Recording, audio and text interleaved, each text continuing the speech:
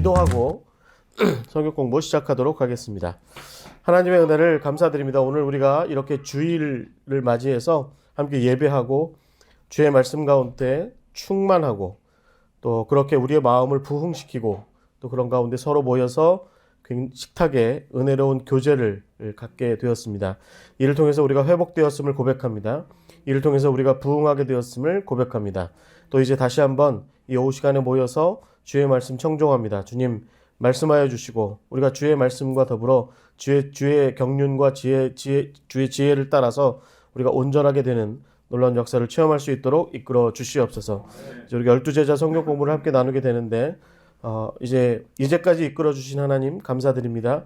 앞으로는 15번째 주의 제자로서 내가 설 수 있도록 주님 인도하여 주시고 주의 제자로 우리가 세상 가운데 서게 될 때에 세상의 하나님을 알게 되고 세상이 예수 그리스도의 십자가의 그 진리를 깨닫게 되는 놀라운 역사가 있게 하여 주시옵소서.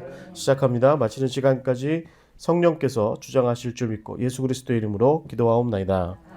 아멘. 자, 넘사벽이라고 제가 제목을 적어놨습니다. 영어로 The Unsurpassable. The Unsurpassable. 이게 넘기 힘든 존재 뭐 이런 건데 단어 찾기가 저도 쉽지 않았습니다. 이게 적절한 단어를 찾아보니까 한번 영어 단어 공부하는 거 좋죠? 잘 안 쓰는 단어인데 The Unsurpassable. 네, 뭐 이런 표현입니다. 그래서 넘어서기 쉽지 않다. 넘어서기 쉽지 않은 그런 존재. 그래서 정말 하늘 같은 존재. 먼저 이렇게 우리가 생각할 수 있을 것 같습니다. 정말 바울은 우리가 여러분 상상 이상입니다. 상상 이상입니다. 자, 이번에 11월 달에 우리 김덕진 목사님이랑 터키를 거의 한 10,000km쯤 다녔던 것 같아요. 그러니까 터키를 구석구석 다녔어요. 구석구석 다니면서 그 고린도후서의 그 표현대로 산과 바다와 강을 넘는 그 모든 그 여정을 거치면서 우리 오인표 목사님도 함께 했는데 야, 진짜 이 바울 대단하다. 대단하다라는 생각밖에 들지 않았습니다. 너무너무 놀라운 사람입니다. 그러니까 제가 좀 죄송한 표현을 쓰자면 예수님은 여러분 이스라엘 다 여기 뭐 우리 저기 장로님 권사님들 혹시 다녀오셨죠? 이스라엘은 사실 따지고 보면 경상남북도 정도 크기예요. 그러니까 거기를 왔다 갔다 하셨는데 그런데 예수님은 거길 또 다 다니지도 않으셨어요. 그 중에 갈릴리, 뭐 말하자면 조금 운동 좀 꽤나 하는 사람 입장에서 보면 하루면 뛰어서 다 돌 수 있는 거리.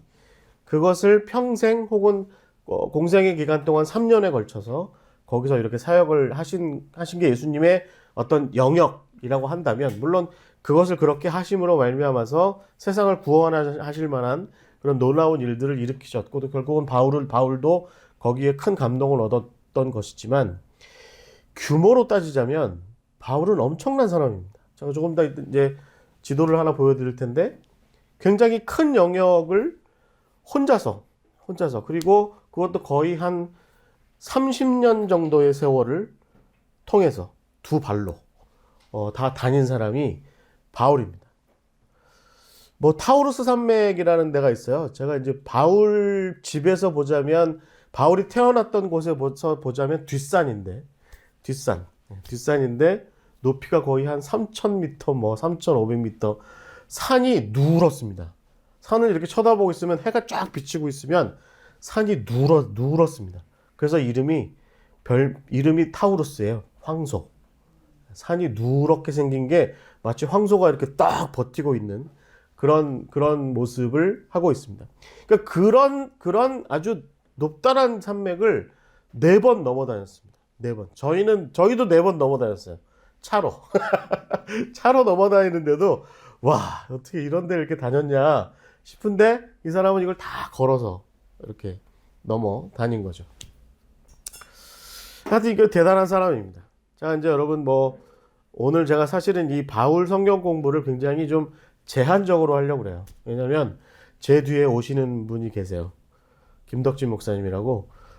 저는 세례 요한 같은 사람이라서 김덕진 목사님 예수님 같은 분이라서 제가 신들매를 외기도 어려운 분이라 저분이 곧 하실 성경 공부에 바울을 3번에 걸쳐서 4번? 4번인가 3번에 걸쳐서 다루실 거예요. 그래서 저는 뭐 그냥 오늘 맛배기로, 그리고 웬만하면 사진 안 보여드리고 그림 안 보여드리고 제 말로만 말로만 이렇게 해드릴 예정인데, 어찌됐든 바울을 제가 이렇게 성경 공부 제목에 넘사벽, 요즘 아이들 많이 쓰는 표현으로 넘어서기 어려운 4차원의 벽, 뭐 이런 표현인데, 넘사벽이라고 이렇게 표현한 것은 그만큼 바울이 대단하다는 겁니다. 엄청난 사람이다, 이렇게 좀 이해하시고, 그럼에도 불구하고 우리는 사실은 바울을 이사야보다 모를 수도 있고, 바울을 엘리야보다도 잘 모르고, 바울을 뭐 베드로보다도 잘 모르죠. 그렇지만 어찌됐든 이 바울에 대한 오늘 이야기를 통해서 제가 아주 간략하게 좀 이렇게 개요적으로 말씀을 드리겠지만, 그런 가운데 여러분 좀 우리가 서로 피차간에 바울이 얻었던 그 은혜, 바울이 누렸던 그 변화된 삶의 기쁨, 뭐 이런 것들을 좀 함께 나눌 수 있게 되기를 바랍니다. 그러니까 표현은 그렇습니다. 중요한 건 뭐냐면 빛을 받은 사람이라는 거죠. 바울에게서 우리가 정말 중요하게 생각해야 되는 한 가지 포인트는 뭐냐면, 그가 지금 여러분이 그림에 보시는 것처럼 빛을 받은 사람이라는 거죠. 그리고 그 빛은 계몽의 빛, 우리가 좀 굳이 표현을 하자면, 성경적인 표현은 아니지만 계몽의 빛, 우리 신앙적으로 이야기하자면 회심의 빛, 어떤 변화의 빛, 트랜스포메이션, 자기를 좀 변화시키는 변화의 빛을 경험한 사람들의 이야기, 그 이야기를 우리가 함께 다뤄야 되는데, 바울이 그 서두에 있다는 겁니다. 성경 어디에도 사실은 이런 식의 빛에 의한 변화를 경험한 사람을 사실은 우리가 성경 어디에서 보기가 쉽지 않습니다. 불 쬐면서 회심한 사람, 그러면 모세죠. 감이 안 오세요? 불 쬐면서 회심한 사람. 떨기나무 앞에서 불 쬐면서 하나님 만났잖아요. 뭐 그런 사람, 또 뭐 이렇게 불 같은 거, 그 다음에 뭐 어떤 연기, 뭐 이런 것들은 구약 성경에 많이 나옵니다. 예를 들면 뭐 이사야는 빽빽한 연기 가운데 하나님을 경험하죠. 뭐 그런 이야기들 우리가 많이 볼 수 있지만, 빛이 강렬하게 비추어서 그 빛으로 말미암아서 인생이 변했다라고 하는 이야기의 첫 번째 주자를 뽑으라면, 사실은 성경의 이야기로부터 뽑자면 바울이 가장 대표적인 사람이다라고 하는 것이죠. 그리고 저는 그 빛을 계몽의 빛이다라고 이렇게 이야기를 하고, 사실은 왜 제가 이런 말씀을 먼저 드리냐면, 우리 모두가 그렇다는 얘기입니다. 결국에는. 그러니까 예수님께서 당신 스스로의 의지로 제자들을 세우시고 마가의 다락방에 교회를 세우신 이래로, 그래서 요한이 빛 가운데로 빛으로부터 나오신 예수님에 대한 이야기를 하기 시작한 이래로, 제가 꾸준히 말씀드렸죠. 요한복음의 이야기에서 가장 중요한 게 뭐라고요? 빛이라고 말씀드렸잖아요. 빛으로부터 나오신 예수님을 제자들이 경험했고, 그리고 그 동일한 빛을 사도 바울이 다메섹으로 가는 그 길에서 말을 타고 가다가 경험하게 되면서 그 인생이 변했다라고 하는 것이죠. 그 이후로 오늘날에 이르기까지 교회를 다닌다라고 하는 사람들에게 공통점은 뭐냐면, 바로 이렇게 나를 깨닫게 만들어주는, 그래서 나로 하여금 변화를 경험하게 만들어주는 그 빛을 받은 사람들, 그 빛 가운데 있었던 사람들이 바로 우리들이다. 바로 우리다. 우리야말로 어떻게 보면 바울식의 신앙하는 삶, 바울식으로 신앙을 이룬 삶, 그런 삶의 어떤 끝자락에서 우리가 바울을 따라가는 사람들이다 라고 이렇게 이야기할 수 있다는 거죠. 여러분, 그런 거 많이 좀 느껴보지 않으세요?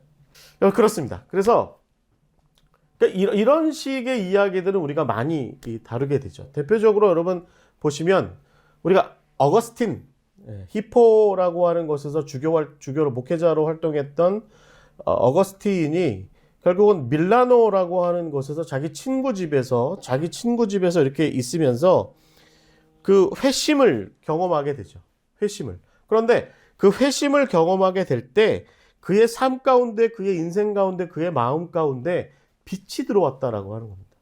빛이 들어왔다라고 하는 것이죠. 그래서 그 빛으로 말미암아서 그가 이전에 내가 그냥 나만 알고 살아가던, 나 중심으로 살아가던 그런 삶으로부터 나를 변화시켜서 온전히 새로운 하나님의 사람으로 살아가게 되는 그런 변화를 경험하게 된, 또 바울을 따라갔던 그런 식의 변화를 경험하게 된 또 하나의 인물이 바로 우리가 어거스틴이라고 이렇게 이야기할 수 있죠. 여러분 그런 얘기 있잖아요. 어거스틴이 이렇게 친구 집에서 이렇게 앉아서 나 정말 계속 이렇게 살아도 돼? 나 이런 식으로 사는 게 옳아? 라고 이렇게 생각하고 있을 때, 그 마음 가운데 번민을 하고 있을 때 옆집 아이가 이렇게 노래를 불렀대잖아요. 집어들어서 읽어라. 멜로디는 남아있지 않은데 어거스틴의 고백록에 보면 이렇게 나와 있습니다. 집어들어서 읽어라. 집어들어서 읽어라. 여러분 살다 보면 여러분 이런 말 들릴 때가 있지 않으세요? 난 정말 계속 이렇게 살아야 되나 싶을 때 어느 날 갑자기 아주 가까운 사람이건 누구건 간에 누군가에게서 이제 좀 똑바로 살지? 뭐 이런 한마디, 일어나, 이런 한마디. 괜히 한마디 던진 건데 그 한마디가 그래, 난 이제 좀 일어나야 될 것 같아. 난 더 이상 여기 앉아 있으면 안 될 것 같아. 뭐 이런 생각을 좀 갖게 만드는 그런 변화의 시간이 일어나게 되는데, 어거스틴이 바로 그런 경험을 했고, 그렇게 해서 친구 집에 앉았을 때 옆집 아이가 노래를 불렀던 집어들어서 읽어라. 근데 그 집 아이가 기독교 집안의 아이였거든요. 그러니까 그 집어들어서 읽으라는 게 성경을 집어들어서 읽으라는 거니까 그 성경책을 이렇게 로마서를 이렇게 펼쳐서 읽던 중에 큰 회심을 하게 되었고, 그 마음 가운데 예수 그리스도의 복음의 빛이 들어왔고, 그 빛은 어거스틴을 변화시킨 계몽의 빛이었다라고 하는 것이죠. 여러분 마틴 루터도 사실은 우리가 마찬가지예요. 우리가 마틴 루터가 종교 개혁을 일으켰으니까 교회를 갱신시킨 사람 이렇게 얘기를 많이 하지만, 사실은 마틴 루터에 대해서 우리가 관심 있게 지켜봐야 되는 포인트는 뭐냐면 그 사람 스스로도 변화한 사람이라는 겁니다. 그 사람 스스로. 이 사람은 정말 강렬한 빛을 경험하죠. 친구랑 같이 그 고향집에 돌아가다가 다니던 대학에서 이제 학교를 마치고 방학이 돼서 집으로 돌아가던 중에 번개가 내리치거든요. 번개가 내리쳐서 친구는 죽고 자기는 나무 밑에 들어가서 그 천사여 나를 도와주소서, 천사여 나를 도와주소서 막 이렇게 막 두려움에 떨면서 기도하던 때가 있습니다. 그러니까 그런 강렬한 빛이 이 마틴 루터를 이렇게 번개 같은 그런 강렬한 빛이 마틴 루터를 임했고, 그 빛이 그가 나중에 비텐버그의 종탑 위에서 시편을 읽어 내려갈 때 그 번개가 다시 한번 마틴 루터에게 내리쳤고, 그리고 그가 마음속에서 깊이 깨달은 것이 뭐냐면 구원을 받는다라고 하는 문제는 하나님을 믿는 믿음으로 말미암아 구원을 얻는 것이다라고 하는, 그 어거스틴도 경험했고 또 바울도 경험했던 그 동일한 경험의 계몽의 빛을 그 마음으로부터 깊이 받았던 그 시간이 바로 그 경험을 했던 사람이 바로 이 마틴 루터다라고 하는 것이죠.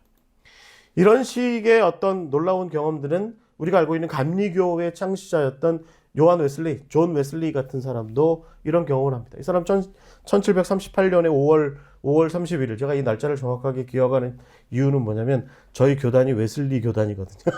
제가 속해 있는. 그래서 저희는 이제 웨슬리 주일을 지켜요. 그래서 5월 마지막 주 웨슬리 주일을 지키는데, 이 사람도 결국은 이 날에 영국의 런던에 있는 올더스 게이트라고 하는 거리에 있는 어느 기도 모임에 갔다가 거기에서 똑같이 로마서의 서문, 그러니까 그 로마서의 서문은 항상 뭘 얘기하냐면 로마서에 나오는 이 말씀, 하박국서의 말씀이에요. 오직 의인은 믿음으로 말미암아 살게 될 것이다 라고 하는 이 말씀을 읽어 내려가던 중에, 그리고 그 말씀을 따라서 하는 설교자의 그 설교의 이야기를 듣던 중에 마음에 깊은 감동을 얻게 되었고, 그리고 마음의 계몽의 빛이 임하게 되었을 때 그가 마음이 뜨거워지는 경험을 했다. 그래서 나는 1738년 5월 31일 이전과 이후의 나로 나누어진다, 이렇게 얘기를 했던 사람이 바로 이 요한 웨슬레였다라고 하는 것입니다. 중요한 건 뭘까요? 우리 인생 가운데 우리가 이제부터 이야기할 바울이 경험했던 그런 동일한 종류의 빛이 임한다는 겁니다. 빛이 임하게 되었을 때, 그 계몽의 빛이 우리 가운데 임하게 되었을 때, 그 빛은 우리가 현재 서 있는 자리로부터 우리가 이제로부터 어디로 가야 하는지 그 방향, 그리고 그 목적, 그리고 그 가는 방식, 그것을 구체적으로 이끌어주고 안내해주는 그런 빛이 우리 가운데 임하게 된다라고 하는 것이죠.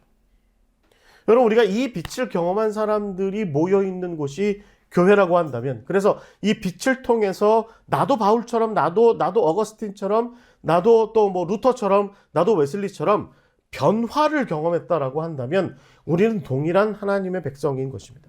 우리는 동일한 신앙 고백을 하는, 동일한 예수 그리스도에 대한 신앙을 고백하는 동일한 하나님의 백성, 한 교회 사람들이라고 이렇게 이야기할 수 있는 것입니다.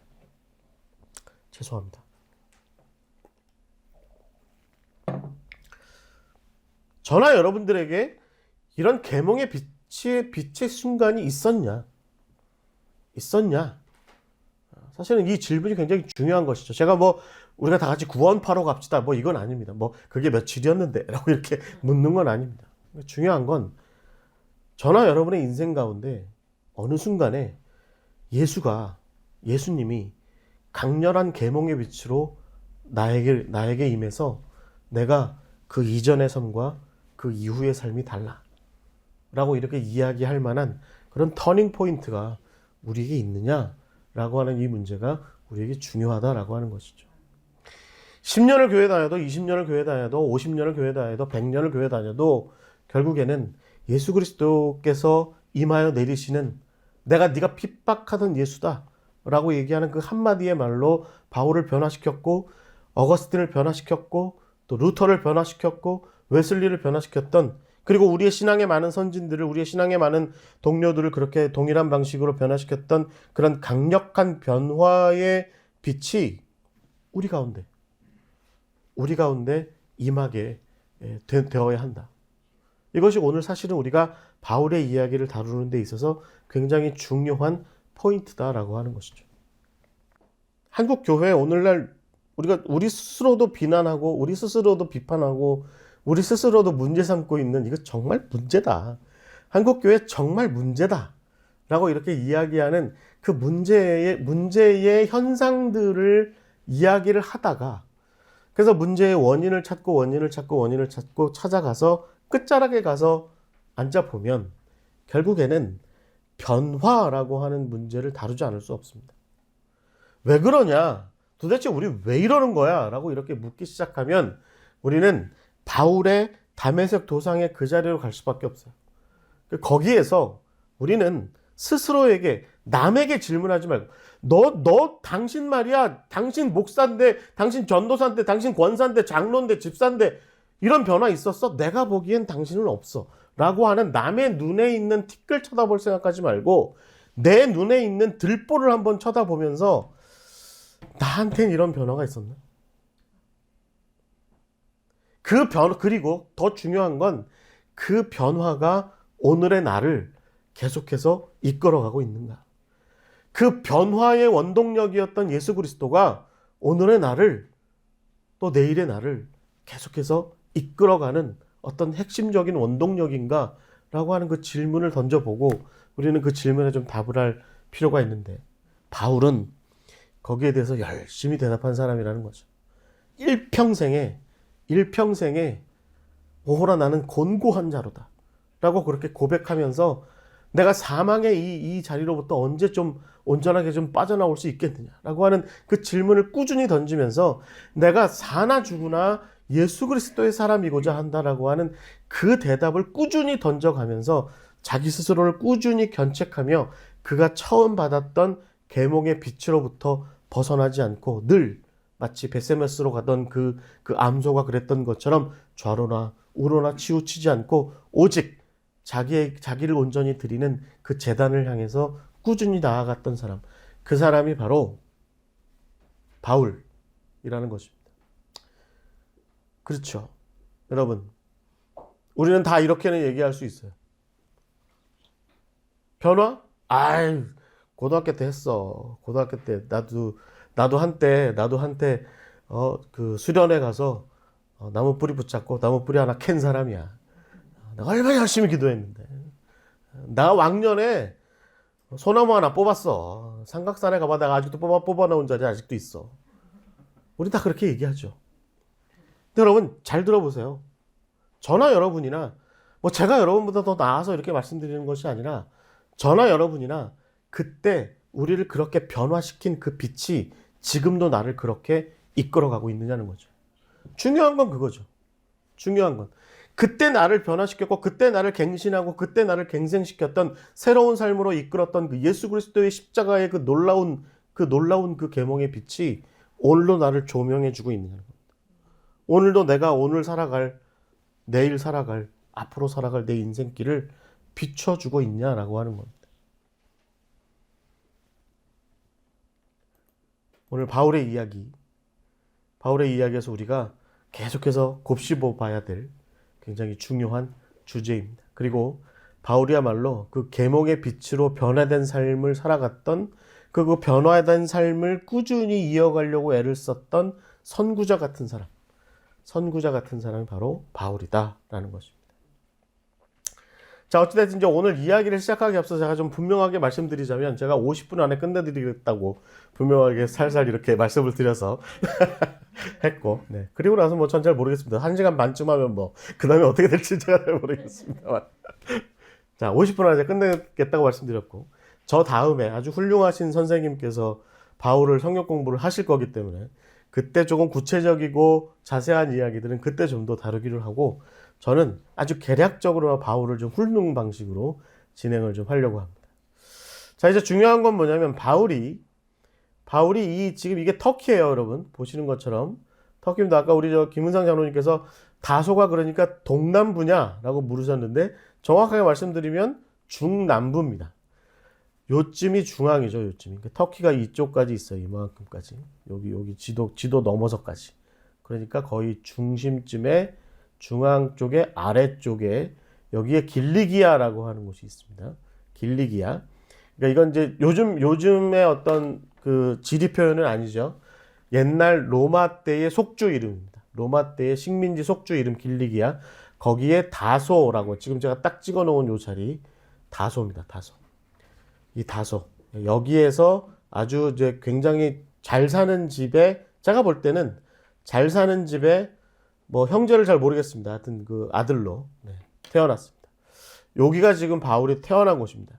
그러니까 우리 오늘 저기 샬롬교회 성경 공부 함께 하시고 나서 나중에 혹시 누가 바울이 어디서 태어났냐, 바울이 예루살렘에서 태어났냐, 베들레헴 예수님 옆자리에서 태어났냐, 뭐 예수님하고 형제냐, 별소리를 다 해도 아니, 바울은 터키에서 태어났어 라고 말씀하셔야 돼요. 아시겠죠? 바울은 어디서 태어났다고요? 이스라엘 아닙니다. 저도 이 얘기 많이 듣습니다. 저도 가끔 김덕진 목사님만큼은 하지만 가끔 제가 순례를 인도하는데 가끔 저한테 물어요. 바울은 어디에서 태어났냐고. 예루살렘, 이스라엘을 돌아다니면서 바울이 어디에서 태어났냐고 저한테 물어요. 그러면 터키로 가세요. 터키로 라고 이렇게 얘기합니다. 터키입니다. 여기는 터키. 자, 중요한 건 뭐냐면 바울은 베냐민 지파 출신이에요. 근데 여러분 한 가지 기억하실 게 뭐냐면 예수님 시대쯤 왔을 때 12지파 있잖아요. 그러니까 야곱의 12아들의 그 12지파. 그 12지파 중에 남아있던 지파는 어디 지파냐면 유다 지파와 베냐민 지파만 남아요. 왜냐하면 북이스라엘의 10지파는 아시리아에서 완전히 멸망한 다음에 지파 자체가 사실은 거의 소멸되다시피 했습니다. 그런데 남유다는 그러니까 다윗의 자손이 계속해서 이어나가던 남유다. 거기는 유다 지파와 베냐민 지파가 계속 이어갔는데 이 두 지파는 나중에 바벨론의 포로로 잡혀갔다가 거의 그대로 돌아와요. 돌아올 때 거의 한 5만 명 정도가 돌아왔대요. 갈 때는 한 3천 명 갔다가 올 때는 한 5만 명쯤 돌아왔대요. 그러니까 이 5만 명 중에 상당수는 아마 유다 지파였을 겁니다. 그리고 작은 숫자가 베냐민 지파였는데 그 베냐민 지파가 유다 땅 그 예루살렘 인근에서 살아요. 이 역대기서에 나오는 이야기입니다. 인근에서 살아서 그래서 베냐민 지파의 그 계보가 계속 이어집니다. 베냐민 지파에. 그래서 바울이 나는 베냐민 지파 출신이야 라고 이렇게 얘기를 했다는 얘기는 뭐냐면 나는 나머지 지파 어디 이사갈 지파 무슨 뭐 루벤 뭐 이런 지파들에 비해서 나는 나름대로 족보를 좀 가지고 있는 집안 출신이야 라고 이렇게 이야기를 하는 거죠. 그런데 베냐민 지파 출신이었으면 예루살렘 근처에서 살고 있어야 되는데 왜 이 사람은 길리기아의 다소, 아까 여러분 제가 말씀드린 그 터키에서 태어나게 됐을까요? 그 조상이 그러니까 바울의 제가 보기엔 제가 어저께도 장모님한테 세대 구분이 잘 안 돼가지고 증조 할아버지인지 무슨 할아버지인지 안 되는데 제가 보기엔 바울의 증조 할아버지쯤 됐을 것 같아요. 왜냐하면 한 120년? 네. 아니다. 60년. 그러면 두 세대인가요, 장로님? 그러면 할아버지.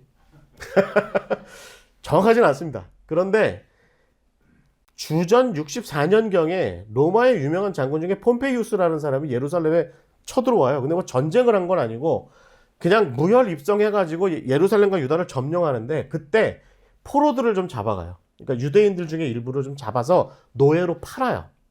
그때 아마 바울의 조상이 팔려갔던 것 같습니다. 바울의 조상이.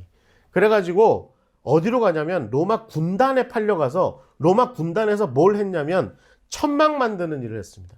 그러니까 로마의 군인들을 위한 천막, 군인들을 위한 천막을 만드는 일을 하다가 아마 할아버지나 아버지 때쯤에 로마의 그 군단장에 의해서, 그리고 요즘으로 치면 사령관에 의해서 해방이 돼요. 그래가지고 당신은 여기서 계속해서 천막 만드는 일을 했으니까 당신과 당신네 집안은 길리기아 다소에 정착해서 천막을 계속 만들어. 왜냐하면 길리기아라고 하는 것이 원래 염소털이 유명한 곳이었고 염소털이 아주 단단했답니다. 그래가지고 그 염소털로 만든 직물 이름이 뭐냐면 길리기움이라는 게 있었어요. 그래서 그 길리기움을 너네들이 거기서 살면서 만들어. 그래서 그걸로 천막을 만들어서 우리 로마 군대의 납품해. 그러니까 군 납품업자가 된 거죠. 요즘도 우리나라에서 군 납품업자 어때, 장로님? 괜찮죠? 군 납품업자 그러면 괜찮습니다. 그 뭐라 그래? 그 철밥통이라고 얘기하죠. 그러니까 이 바울의 집안도 그런 집안이었던 거예요. 그래서 길리기아 다소에 있으면서 시리아 쪽에 주로 주둔해 있던 로마 군단에게 이 군 납품을 천막을 납품하는 일을 계속했던 거죠. 그러니까 좀 잘 살았어요. 그래서 잘 살게 되죠. 로마 시민권도 얻게 되고. 그렇게 해서 이 사람들이 이 다소에 정착하게 된 거죠. 그런데 지금도 그렇지만 유대인들은 자기의 피의 정통성을 굉장히 중요하게 여기잖아요. 그러니까 항상 이제 말하자면 길리기아 다소에 살고 있지만 예루살렘을 항상 동경하는 거죠. 그러니까 예루살렘에다가 자식들을 좀 보내가지고 정통한 유대식의 교육을 받게 하는 것을 중요하게 여겼습니다. 자기네는 여기 길리기아에서 이방인들에게 뭐 직물도 팔고 천막도 팔고 옷감도 팔고 막 이런 일을 하고 있지만 내 자식만큼은 예루살렘에 가서 좀 유대인들 사이에서 좀 말하자면 좀 훌륭한 사람으로 좀 자리 잡았으면 좋겠다 싶어가지고 아들은 보낸 거예요. 이 비슷한 케이스가 누구냐면 제가 이제 바울의 동역자들 할 때 얘기했는데 바나바도 그랬습니다. 바나바도 원래 출신이 구브로라는 섬 출신이거든요. 그러니까 여기서도 유학을 온 거죠. 예루살렘으로. 바울도 유학을 온 겁니다. 그래서 바울은 그렇게 해서 예루살렘으로 유학을 와가지고 거기에서 바리새파의 계보에 있는 아주 훌륭한 스승 중에 가말리엘이라는 사람이 있었는데 그 사람에게서 성경과 또 종교, 유대 종교에 대해서 공부하게 됩니다. 그래서 소위 말해서 이 표현이 맞을 것 같아요. 예루살렘에서 이제 한참 뜨기 시작한 바리새파 신진학자, 뭐 요쯤 됐을 것 같아요. 바리새파 신진 율법 선생, 뭐 이런 사람쯤 됐을 것 같아요. 그래서 이제 이 바울을 우리가 이야기할 때 첫 번째는 정통한 유대인 집안 출신이다. 베냐민 지파 출신이다. 라고 하는 걸 얘기를 하고, 두 번째는 그런데 그가 길리기아의 다소에서 태어났다. 그러니까 이게 뭘 얘기하겠습니까? 그때 당시에 로마 헬라 세상을 좀 접해본 사람인 거죠. 유대인이고 예루살렘 출신이면 우리로 얘기하면 좀 남산 샌님 같은 분위기가 나요. 세상 구경은 안 해보고 유대인이고 예루살렘에서만 커서 평생 성경만 들여다보고 산 사람, 유대인. 그러면 우리로 얘기하면 조선시대 남산 샌님 같은 분위기가 나요. 그러니까 유교 경전은 많이 읽었는데 말하자면 뭐예요? 세상 물정은 잘 모르는 사람. 그런데 만약에 바리새파 신진학자, 그러니까 학자인데 율법 선생인데 그리고 베냐민의 출신과 가말리엘의 밑에서 공부했는데 집안은 길리기아 다소 출신이야. 그러면 아우 괜찮네 라고 이렇게 얘기를 하는 거죠. 괜찮은 바울 그래 앞으로 크게 될 것 같아. 먼저 이런 얘기를 좀 들을 법한 그런 사람이었다라고 이렇게 이해하시면 될 것 같아요. 그런 사람이 이제 예수를 만나게 되는 것이죠. 여러분, 이게 1세기의 로마의 지도입니다. 지금 여러분 이게 유럽이죠, 유럽. 여기가 지중해고, 우리 한영욱 집사님 여기 꼭 가서 크루즈를 타셔야 되는데, 네, 여기 지중해. 여기가 이제 제가 좀 전에 말씀드린 터키고, 여기가 길리기아, 여기가 다소입니다. 예루살렘은 어디냐면 여기입니다, 여기. 예루살렘, 여기에. 그러니까 바울은 이 길리기아에서 커서 예루살렘에 와서 공부한 다음에 이쯤에 있는 다메섹에 가서 예수를 만나고 변화하고, 그리고 나서 일평생 여기를 다 돌아다닌 거죠. 여기는 안 다녔습니다. 요 밑에는. 이쪽을 다 다닌 거예요. 1차 전도여행은 터키 위주로, 2차 전도여행은 그리스 중심으로, 마케도니아, 그리스 중심으로, 3차 전도여행은 이 터키와 그리스를 아우러서 다녔고, 4차는 4차라고 하기 어려운데 로마로 가죠. 로마 여기 있죠, 로마. 로마로 끌려가고, 그 다음 얘기는 우리가 사도행전에서 안 나와요. 그런데 어떻게 됐냐면 이 사람은 그 다음에는 여기서 한번 풀려났다고 얘기를 해요. 한번 감옥에 갇혔다가, 사도행전의 마지막 장에 나오는 그 감옥에 갇혀있던 것은 한 2년 정도 갇히게 되는데, 여기 잠깐 갇혀있다가 다시 풀려나요. 그리고 나서 여기서 풀려나서 이 사람이 또 이제 역마살이 도져서 또 돌아다닙니다. 돌아다녀서 여기 있는 크레테도 가고, 이 위에 있는 달마시아, 요즘으로 치면 유고슬라비아? 요즘은 유고슬라비아 없죠. 체코? 네. 여기 다닙니다. 여기 가고, 그 다음에 최종적으로 어디에 가냐면 스페인에도 갔다고 얘기해요. 흔적은 없어요.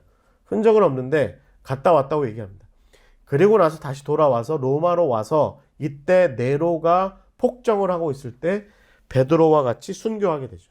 베드로와 같이 순교하게 돼요. 그러니까 순교의 얘기를 좀 먼저 말씀드리자면, 로마에 가보신 분, 혹시 바울 순교 교회 가보셨어요? 거기 가보시면 바울이 목 잘려서 죽었거든요. 바울이. 우리나라에서는 조선시대에 목 잘려 죽었다 그러면 대역죄인이죠. 그리고 부모에게 불효하는 겁니다. 신체 발부가 수지 부모인데 어떻게 그 목을 잘라가지고 이렇게 몸을 분리시키냐. 그래가지고 그건 대역죄인이라 받는 것이고, 그래서 사대부들은 주로 죽을 때 어떻게 죽어요? 사약을 받아서 죽죠. 사약을. 한 번에 안 죽으니까, 옛날 사약이 이게 약해가지고 한 10잔도 마시고 그랬대잖아요. 사약을 받아 죽죠. 로마 사람들은 목이 잘려 죽습니다. 로마 사람들은 이게 로마인에게는 명예로운 죽음이에요. 그래서 칼로 목이 잘려 죽습니다. 로마인이 아닌 사람들이 대역죄인이면 어떻게 죽냐면 십자가에 달려 죽습니다. 그래서 베드로는 십자가에 달려 죽었어요. 로마 시민권자가 아니니까. 바울은 로마 시민권자니까 목이 잘려 죽었습니다. 그래서 이게 서로 다른 방식으로 죽은 겁니다. 바울은 로마 성 바로 옆에서 죽었고, 베드로는 로마 성 아예 바깥쪽, 지금 바티칸 강 건너, 티베르 강 건너편, 거기서 그렇게 죽게 되죠. 그래서 바울이 이제 다닌 것을 딱 치면, 여러분 지금 보세요. 예수님은 요만큼 다니죠, 요만큼. 예수님은 제가 지금 표시한 지역 요만큼, 보이세요? 요만큼을 다니신 거예요. 이것도 다 다니지 않았다고 제가 말씀드렸죠. 네. 3년밖에 안 됐잖아요. 예수님이 다니신 건 3년이에요, 3년. 바울은 여기서부터 시작해서 여기까지 갔다고. 여기 스페인까지. 그러니까 굉장히 많이 다닌 거죠. 이때 당시에 여러분 저 요나 이야기 아시죠? 요나가 어디로 갔어요? 배 타고 다시스로 갔잖아요. 다시스가 어디입니까? 이쯤 되거든요, 이쯤. 여기가 다시스거든요. 여기에서 요바에서 배 타고 요 다시스로 가기 위해서 요나가 한 건데 성경에 안 나온 게 뭔지 아세요? 이 배를 타고 가기 위해서 성경에 안 나와 있고 요나가 한 것, 집을 팔았어요. 정말 집을 팔아서 온 재산을 정리해야 벳삭스를 마련할 수 있었습니다. 이 정도 가는 벳삭스. 그러니까 이게 굉장히 어려운 일이에요. 여기까지 간다는 것 자체가. 그런데 바울은 지금 여기를 제 집 드나들듯이 왔다 갔다 하고 여기 마케도니아와 아가야 지역도 다니고 로마는 가서 죽을 뻔하고 그리고 저기 스페인까지 넘어가고 이게 이런 여정이 지금부터 2000년 전에 저렇게 다녔다라고 하는 게 사실은 굉장히 쉽지 않은 그런 길이었다라고 하는 것이죠. 그러니까 어찌됐든 바울은 그렇게 해서 여러분 우리가 기억하실 건 뭐냐면 여러분 이게 바울 얘기는 다 아세요. 그러니까 제가 아주 많이 얘기 드리기보다는 좀 간단하게 말씀드리자면 바울은 스데반 사건이 그 사도행전 7장 8장에 있는데 스데반 사건 이후에 예수를 믿는 사람들을 체포하기 위해서 다니다가 여러 곳을 다니다가 다메섹으로 가는 길에서 아까 제가 말씀드린 대로 빛으로 임하시는 예수를 경험하게 됩니다. 빛으로 임하시는 예수. 근데 여러분 거기에서 몇 가지 중요한 표현들이 나오는데 그게 뭐냐면 첫째, 말에서 떨어졌다. 둘째, 눈이 감겼다. 눈이 감겼다. 이런 표현들은 여러분 성경을 읽으실 때 주의 깊게 읽으셔야 돼요. 눈이 감겼다. 그리고 나중에 아나니아가 기도하니까 어떻게 됐대요? 눈이 떠졌는데 거기서 비늘 같은 것이 떨어졌다. 계몽이에요, 계몽. 눈이 떠졌다는 거죠. 그러니까 일평생 보지 못하고 살던 것이 예수의 빛으로 말미암아 이전 것에 대해서는 눈을 감고 이후에 예수로 말미암아 새로운 안목을 얻게 되었다. 여러분, 예수를 믿는다는 건 뭔가요? 예수를 믿는다는 건 눈이 변하는 겁니다. 여러분, 예수님께서 고치신 병자 중에 상당히 많은 수가 뭐예요? 소경입니다. 소경. 눈먼 사람들. 눈먼 사람들 고쳐요. 이게 뭘 의미하겠습니까? 보지 못하는 자들. 제대로 보지 못하는 사람들. 제대로 보지 못하는 사람들을 제대로 보게 만드는 역사가 바로 예수의 역사라는 겁니다. 여러분, 오늘 우리에게도 그 능력이 임해야 할 줄 믿습니다. 여러분, 우리에게도요, 저 같은 목사, 특히 저같이 목사 한 20, 30년 한 사람들은 눈에 뭐가 꺼풀이 씌어 있거든요. 잘못 씌었거든요. 저 같은 사람들한테 예수의 빛이 임해야 돼요. 저 같은 사람들한테.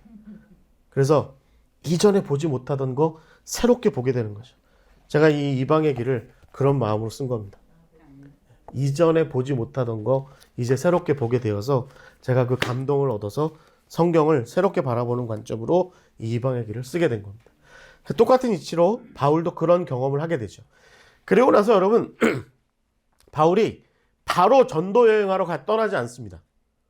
바울에게 시간이 있어요. 어떤 시간이 있냐면 지금 이 사막 같은 아라비아에서 한 3년, 그 다음에 다소에서 한 10년, 그래서 한 3, 4, 5년, 뭐 길게 보는 사람들은 그렇게 보기도 해요. 그 세월을 아무에게서도 쓰임 받지 못해요. 그러니까 여러분 상상해 보세요. 저나 여러분이 어느 날 갑자기 제가 주를 위해서 헌신하고 충성하겠습니다. 그래가지고 집도 팔았어. 요나처럼. 집도 팔았어요. 그리고 와서 이제 준비됐어. 보따리 다 챙겼어. 정리 다 했어. 난 이제 떠나면 돼. 주를 위해서 떠나면 돼. 아무도 안 불러. 아무도 안 불러요. 아무도 나보러 어디 가라는 얘기를 안 해요. 오라는 데도 없어요. 이게 지금 바울의 상황인 거죠. 그렇게 다메섹 경험을 하고 나서 바울은 짧게는 12년에서 길게는 15년 이상을 이 시간을 보냅니다. 아무도 찾지 않는 시간. 그 15년이 지나고 나서 때 빠지고 못 빠지고 다 빠지고 빠질 거 다 빠지고 그리고 나니까 바나바가 바울에게 와요. 그리고 나서 뭐라고 얘기합니까? 나랑 같이 안디옥 교회에 가서 사역합시다. 라고 얘기한 거죠. 그래서 바울의 사역에서 우리가 먼저 기억할 건 뭐냐면 그가 다메섹 도상에서 회심하고 그리고 나서 꽤나 오랜 세월을 부름받지 못한 채로 세월을 보냈다. 그러니까 이런 거죠. 예수님께는 부름 받았는데 그 다음에 누군가한테는 부름은 없었던 거예요. 그 다음에 누군가한테는 부르심이 없었던 거예요. 그럼 그 세월 동안 바울이 뭘 했을까요? 불평도 했을 테고 원망도 좀 했을 테고 그렇지만 그 세월 동안에 제가 생각하기에는 그 세월 동안에 아무도 그에게 이야기하지 않을 때 광야 같은 곳에 나가서 오직 하나님의 말씀만 듣게 된 거죠. 그리고 그 시간 동안 자기를 세우는 시간, 자기를 복음 가운데 예수 그리스도 가운데 온전하게 세우는 그 시간을 갖게 됩니다. 요 시간 동안에 바울이 또 예루살렘에 가서 제자들도 만나죠. 그러니까 예수님 목격자들, 예수님을 목격한 사람들을 만나서 이야기도 많이 듣고 배우기도 많이 배우고 하는 그런 시간을 갖습니다. 그리고 나서 바울이 이제 안디옥 교회에서 사역하고 나서 안디옥 교회에서 이제 선교사로 세움을 받고 나서 사역자로 나가게 되죠. 그래서 바울이 첫 번째 선교 사역을 한 곳이 주로 어디냐면 바로 이 갈라디아 지역입니다. 갈라디아 지역.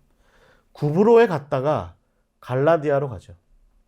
그래서 비시디 안디옥과 이고니움과 또 루스드라 지역에 가서 열심히 이렇게 복음을 전하게 되는데, 여러분 그 사도행전에 보통 한 15장 이전에, 그러니까 12장부터 15장 사이에 나오는 이 이야기들에서 우리가 주의 깊게 볼 것이 뭐냐면, 처음에는 바나바가 주도합니다. 이 첫 번째 전도 여행을 바나바가 주도해요. 그러다가 이제 바울이 점점 주도하게 되는 자리로 바뀌게 됩니다. 바울의 사역이 더 강화되는 그런 시간. 그래서 바울은 이 시간을 통해서 결국에는 처음 이방 땅에 가서 복음을 전하는 일을 처음 해보게 되죠. 그래서 우리가 잘 알고 있는 것처럼 루스드라 같은 곳에 가서는 막 거의 죽을 때까지 두들겨 맞기도 하고 그런 일도 경험하게 되지만, 또 그 반면에 또 거기에서 조이스나 뭐 유니게 또 그 아들인 뭐 디모데 뭐 이런 사람들도 만나게 되죠. 첫 번째 전도 여행을 이렇게 해서 여러분 지금 보시는 것처럼 이 터키 위주로 해서 주로 다녀요. 이 터키. 근데 뭐 여기만 다니는 것만 해도 엄청나게 다닙니다. 우리 김덕진 목사님이랑 아마 여기 순례를 가시면 바울의 1차 전도 여행을 따라가시다 보시면 휴양지도 만나실 거예요. 바울이 여기쯤에서는, 제가 김덕진 목사님한테 뭐라고 얘기했냐면, 이쯤에서는 바울도 우리처럼 놀다 가지 않았을까? 라고 싶을 정도로 경치가 좋아요. 너무 좋아요. 거기가 바로 비시디아 안디옥 바로 옆입니다. 그래서 제가 보기에도 바울도, 그러니까 김덕진 목사님 혹시 아실지 모르겠지만 노는 거 좋아하시거든요. 제가 한마디 던졌더니 바로 차키를 뽑더니 쉬더라고요. 너무 경치가 좋았습니다. 그래서 뭐 하여튼 경치가 좋은 곳도 있지만 또 굉장히 뭐 힘들고 어려웠던 상황들도 많이 겪었던, 무엇보다 이방인들에게 복음을 전하기 위해서 처음 나섰던 길이었기 때문에 사실은 바울의 입장에서 굉장히 두렵고 떨렸던 그런 시간들이 아니었을까라는 생각을 가져봅니다. 두 번째 전도 여행의 특징은 뭐냐면, 그리고 나서 바울이 이제 돌아와서 두 번째 전도 여행을 떠나게 되는데, 여러분이 두 번째 전도 여행에서 정말 중요한 건 뭐냐면, 여기가 수리아 안디옥이거든요. 이쯤이. 이 수리아 안디옥에서 출발해서 이 위쪽으로 넘어가요. 이 위로 넘어가서 바로 갈라디아로 가서 이쯤에 와서 여기에서 처음에는 아시아 쪽으로 가려고 그래요. 여기가 아시아인데, 그 아시아가 우리가 사는 아시아 아닙니다. 여기가 아시아예요. 이 속주 이름인데 아시아 쪽으로 가려고 그러는데 성령께서 막으세요. 그래서 비두니아 쪽으로 가려고 그래요. 이 위쪽으로, 흑해 쪽으로. 근데 이것도 역시 막아요. 중간에 무시아라고 하는 쪽으로 가게 하세요. 그래서 이 중간 지역을 타고 가서 이 끝자락에 이르렀더니 드로아라고 하는 곳에 도착하게 됩니다. 거기에서 어디로 갑니까? 마게도니아라고 하는 곳으로 넘어가죠. 바울이 헬라어 잘했습니다. 바울이 정말 헬라어를 능통하게 잘한 사람이에요. 여러분 사도행전에 특히 바울이 아테네에 가서 그 아레오바고의 언덕에 가서 설교한 것을 이게 보시면 학자들은요, 거기에서 바울이 굉장히 유명한 사람들의 어떤 학문적인 표현 혹은 시적인 표현, 이런 것들을 막 인용해서 썼다고 얘기합니다. 그러니까 바울은 능통한 사람이었어요. 그러니까 바울이 처음에 좀 주저하다가 마게도니아 사람들, 그러니까 헬라의 본토 지역, 자기가 구사하는 이 헬라어를 잘 쓸 수 있는 그곳에 가서 뭔가를 좀 해보려고 할 때 바울이 경험한 게 뭐예요? 빌립보에서 감옥에 갇힙니다.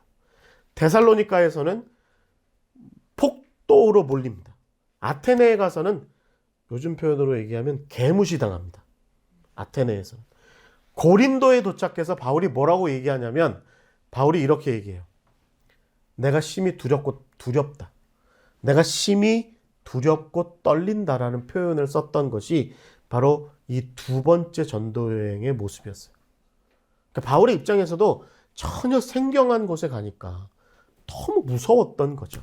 너무 무서웠던 거죠.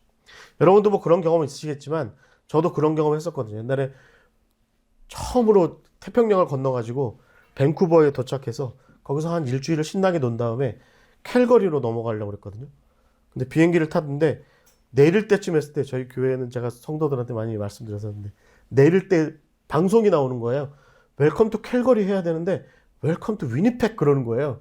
그래서 제가 마음에 꼬였다. 야, 이 첫 단추부터 잘못 풀었다. 이거 큰일 났다. 근데 막 기장이 웃더라고요. 웃으면서 농담이라고. 농담이라고. 여기 위니펙 아니고 여기 캘거리 맞다고. 그러니까 저를 포함해서 몇몇 동양인들은 순간 얼굴이 흑빛이 되고 거의 나머지 백인들은 지들끼리 낄낄대고 웃고 바깥에 캘거리 공항이라고 써있던데 낄낄대고 웃고 막 그러더라고요. 여러분 바울의 입장에서는 그러니까 다소가 아무리 훌륭한 도시였다고 쳐도 그가 살았던 도시는 우리로 치면 어디 시골 지방 도시였던 거죠. 근데 서울역 앞에서 딱 내려가지고 대우 빌딩을 딱 쳐다보니까 와 이건 내가 생각했던 것보다 장난이 아니네 라는 생각을 경험했던 것이 바로 이 두 번째 전도 여행이었습니다. 여러분 우리가 고린도서를 읽어 내려가든지 데살로니가서를 읽어 내려갈 때 이 바울의 이런 마음들을 볼 수 있어요. 앞으로도 이런 걸 좀 보세요. 그러면 바울이 특히 고린도서에서 이렇게 표현해요. 내가 두렵고 떨려, 내가 두렵다, 무섭다 라고 이런 표현을 썼던 것이 바로 이 두 번째 전도 여행이었습니다. 세 번째 전도 여행은 그리고 나서 바울이 나름대로 힘을 좀 얻고 나서 이 터키와 그리스 전체를 다닙니다. 터키와 그리스 전체를 다니면서 활보를 해요, 말하자면. 그래서 여러분 잘 아시는 것처럼 두란노에서의 이야기도 이 세 번째 전도 여행에서 있는 거죠. 에베소에서. 이때 여러분 바울의 어떤 위세가 어느 정도였냐면 에베소 사람들 전체가 모여서 데모를 해요. 바울 때문에. 데모합니다. 뭐라고 얘기합니까? 위대하다 아르테미스 신이요. 우리의 아르테미스 신이 바울이 전하는 예수보다 더 훌륭하다. 막 데모를 합니다. 바울이 굽히지 않고 거기서 예수 그리스도의 복음을 전했고 거기서 또 마게도니아로 건너가서 그가 원래 개척했던 교회 데살로니가나 또 베레아나 그 다음에 고린도 교회나 이런 교회들을 다시 굳건하게 하는 일들을 이때 하게 되죠. 그러니까 제가 볼 때 이 세 번째쯤 됐을 때 세 번째 전도여행쯤 됐을 때 바울은 나름대로 좀 자신감이 생겼던 것 같아요. 좀 할만하다 이제 뭐가 좀 할만하다 이제 이런 생각을 가졌던 것 같습니다. 그리고 나서 바울이 용기를 얻어서 생각했던 게 어디냐면 로마로 가기로 한 겁니다. 그러니까 내가 서울을 봤는데 뉴욕도 좀 봐야 되겠다 라고 생각을 하게 된 거죠. 그래서 여러분 로마서의 표현에 보면 바울이 고린도에 있을 때 로마서 편지를 써요. 그래서 뭐라고 얘기하냐면 내가 당신들에게 좀 가야 되겠다. 그래서 당신들을 거쳐서 스페인까지 좀 갔으면 좋겠다. 스페인까지 갔으면 좋겠다라고 하는 그런 계획을 세워서 그가 이제 로마로 가기 위한 계획을 세우기 위해서 예루살렘으로 갑니다.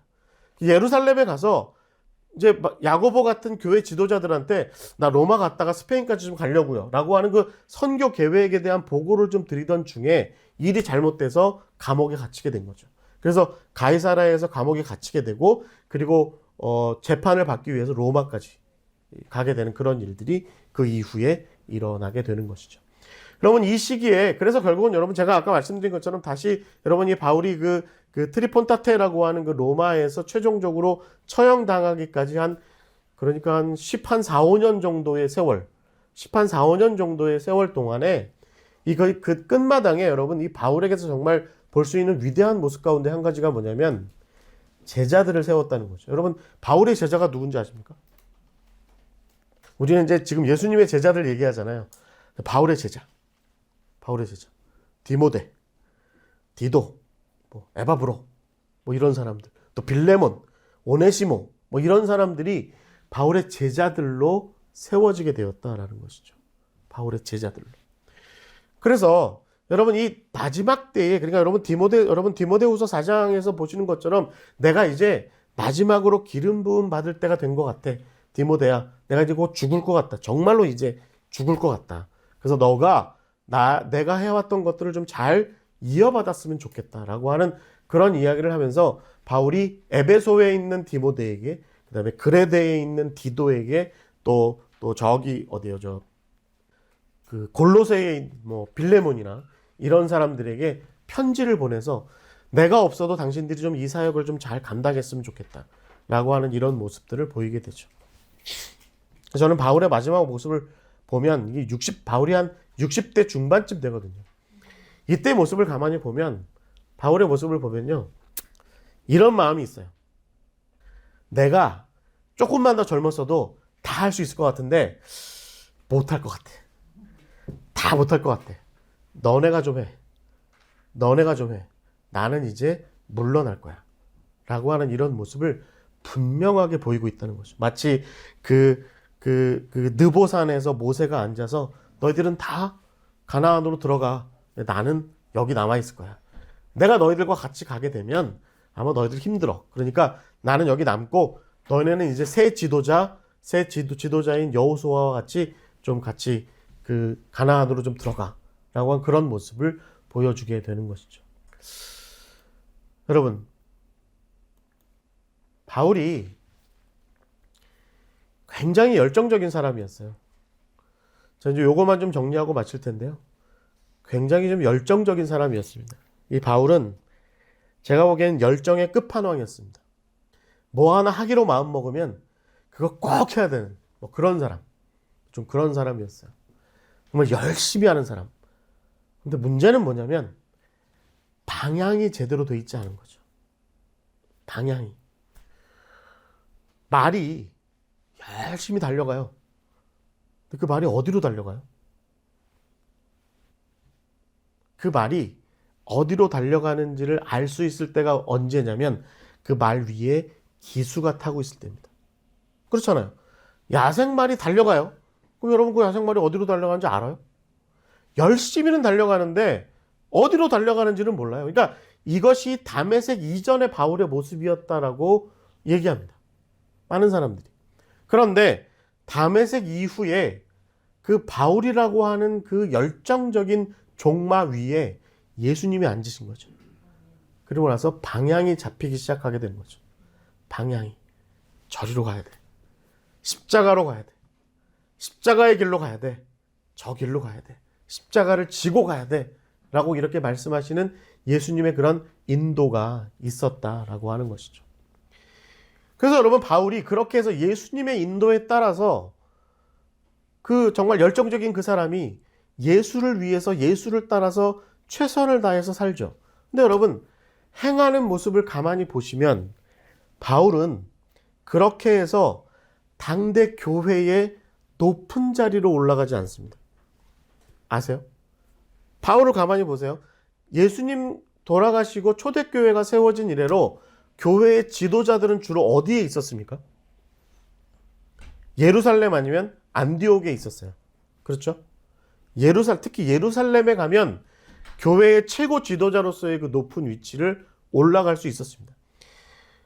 바울이 열정적인 사람이고 예수의 사람인데 만약에 예수의 이끌림을 받아서 예루살렘으로 가서 내가 예루살렘의 그 모든 12제자보다 예수님을 만나서 그 제자가 됐다는 그 모든 예수의 증인들보다 그들보다 더 높은 자리에 올라가 앉아 있어야 되는 거 아니야?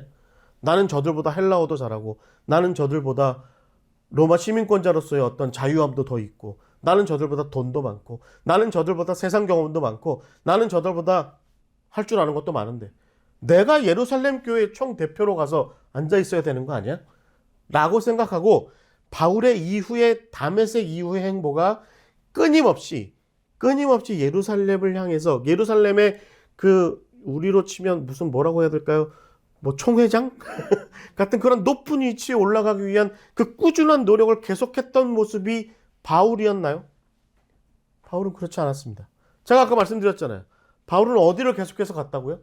땅끝으로 계속 갔다고요. 자기에게 주어진 사명의 땅끝을 향해서 계속해서 나아간 사람이 바로 바울이었습니다. 여러분, 우리가 이걸 잘 기억해야 됩니다. 바울이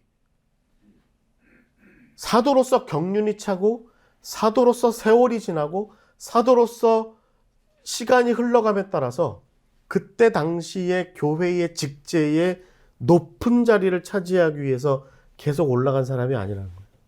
바울은 거기로부터 계속해서 낮아져서 자기의 땅끝을 향해서 끊임없이 끝자락으로 나아간 사람, 끝단으로 나아간 사람이 바로 바울이었다는 겁니다. 그리고 결국에는 로마의 어느 한켠 도로변에서 목이 잘려서 순교하게 되죠. 그게 바로 바울의 모습이다라고 하는 것이죠. 여러분, 저는 이 그림이 상당히 마음에 들어요. 저 뒤에 이게 이제 저 바티칸에 있는 그 모습, 그 석상 중에 하나인데 바울이 있고, 핸드폰인가? 하여튼 이렇게 바울이 있고 저 뒤에 예수님이 십자가 들고 있죠. 나는 항상 예수님이 나의 기수야. 예수님이 이끄시는 대로 가. 그런데 그 예수님께서 나를 예루살렘으로 가라고 하신 것이 아니라 저 아래 스페인 어느 골짜기 낮은 곳, 보이지 않는 곳, 사람들이 알아주지 않는 곳이지만 복음을 필요로 하는 곳, 그곳을 향해서 꾸준히 나아가야 하는 것이 바로 내가 가야 할 길이야. 내가 가야 할 길이야. 라고 그렇게 얘기했던 사람이 바로 바울이었다라고 하는 것이죠. 제가 오늘 굉장히 좀 개요적으로 이렇게 말씀을 드렸는데요. 여러분, 바울이야말로 우리가 알고 있는 십자가와 부활이라고 하는 것이 우리 신앙의 가장 중요한 핵심이다라고 하는 것을 가장 먼저 정리한 사람이 바울입니다. 성경의 역사를 다루는 사람들이 다 이야기하는 게 뭐예요? 데살로니가 전후서와 갈라디아서가 마태나 마가복음과 누가복음보다 먼저 쓰여졌다는 겁니다. 이걸 여러분 잘 기억하셔야 돼요. 마태복음과 마가복음과 누가복음보다 바울이 쓴 편지, 그러니까 데살로니가 전후서라든가 아니면 갈라디아서나 고린도서나 로마서나 특히 로마서, 이런 편지들이 마태복음과 마가복음과 누가복음에 쓰여지기 전에 쓰여진 것들이에요. 그래서 많은 학자들은 초대교회가 예수에 대해서 얘기했던 것에 대한 원래의 스토리, 원래의 이야기를 어디에서 발견하냐면 사복음서보다는 갈라디아서나 로마서에서 더 찾아요. 그 바울의 언어에 우리가 정리된 채로 요약된 복음서의 얘기보다 훨씬 더 앞선 바울의 신앙 고백이 거기에 있는 겁니다. 그래서 바울이 예수에 대해서 얘기한 것이 사복음서의 저자들이 예수에 대해서 얘기한 것보다 훨씬 더 원초적이라고 얘기합니다. 우리는 사실 성경책 읽을 때 어디부터 읽으세요? 그렇다고 성경을 오늘부터 열심히 성경 읽어야지 로마서부터 읽으세요? 아니죠. 마태복음부터 읽으시죠. 그러니까 우리 성경책이 맨날 반으로 쪼개진 겁니다. 로마서 좀 읽으세요. 로마서. 갈라디아서를 읽으세요. 바울의 서신서들을 읽으세요. 그러면 거기에 바울이 육신의 눈으로 한 번도 본 적이 없는 그 예수, 자기가 육신의 눈으로는 평생에 본 적이 없는 그 예수, 그 예수에 대한 바울의 신앙 고백이 있습니다. 그리고 바울은 뭐라고 얘기하냐면 내가 지금 알고 있는 예수님 정도로라도 얼마든지 예수의 사람으로 살 수 있다 라고 그렇게 이야기합니다. 여러분, 우리는 도마처럼 이야기하죠. 보여주세요. 나한테 1억 주시면 내가 믿을게요. 나한테 복권 당첨된 거 종이 딱 얹어주시면 그날로부터 내가 예수 끝장나게 믿을게요. 그렇게 얘기하죠. 바울이 뭐라고 그래요? 보지 않았지만 그러나 그 예수가 비춰준 빛으로도 나는 일평생을 가치 있게 의미 있게 살아갈 만했다. 내가 평생에 예수로 더불어 살만했다. 라고 그렇게 고백합니다. 여러분, 바울을 한번 앞으로 계속 공부해 보세요. 예수님의 12제자를 넘어서는 넘사벽의 바울의 모습이 있습니다. 우리도 바울처럼 예수를 한 번도 본 적 없죠. 그런데 그 예수가 우리에게 빛을 비추시면 날뛰는 종마 같은, 날뛰는 야생말 같은 우리의 인생이 순종하는 그리스도의 종이 되어서 일평생 복음을 위해서, 예수 그리스도를 위해서 죽을 때까지 충성하며 살아갈 수 있는 그 힘과 능력이 그 예수 그리스도의 빛으로부터 우리에게 임할 수 있습니다. 여러분, 14번째 제자 바울. 이렇게 오늘 이제 12제자 성경 공부 이렇게 마치게 됐고요. 이 페이퍼가 다 있습니다. 혹시 복습을 원하시면 우리 김진혁 전사님한테 말씀하시면 페이퍼를 받아보실 수 있습니다. 남한테 주셔도 됩니다. 상관없습니다. 나 잘 나누시고. 그 다음에 이전 것들을 만약에 복귀하기를 원하시면 저희가 유튜브에 들어가 보시면 예수님의 12제자 성경 공부가 이렇게 나와 있으니까 우리 함께 하시고, 나도 예수님의 15번째 제자로 좀 살아봅자 라고 하는 그런 다짐이 우리의 이 말씀 공부 가운데 일어날 수 있게 되기를 간절히 축원합니다. 같이 기도하겠습니다. 하나님 감사합니다. 주님께서 오늘 귀한 시간을 허락하여 주셨는데, 주님, 이 시간을 통해서 우리가 예수의 제자로서 다시 한번 굳건히 설 수 있도록 주여 인도하여 주시옵소서. 주님, 우리도 바울처럼 예수를 보지 못했지만, 그렇지만 우리도 바울처럼 예수를 눈으로 보는 것처럼 그렇게 고백하며 주 예수 그리스도의 그 십자가와 주 예수 그리스도의 그 부활하심과 주 예수 그리스도의 그 다시 오심을 믿고 확신하며 살아가는 우리가 될 수 있도록 주여 인도하여 주시옵소서. 주님, 우리에게 주님의 십자가의 그 빛을, 복음의 빛을 우리에게 씌워 주셔서 주님, 우리가 예수를 알기 전 삶과 예수를 알고 난 이후의 삶으로 나아갈 수 있도록 주여 인도하여 주시고, 주님, 이후로는 오직 예수 그리스도로만 우리의 삶을 일굴 수 있도록 주여 이끌어 주시옵소서. 지난 시간 동안 함께 하신 하나님께 감사드립니다. 14명의 제자들에 대한 이야기를 공부하며 우리도 예수님의 제자들처럼 그렇게 온전하게 서는 주의 사람들이 되기를 소망해 봅니다. 주님 이끌어 주시고 인도하여 주시옵소서. 예수 그리스도의 이름으로 기도하옵나이다. 아멘. 감사합니다. 마치겠습니다.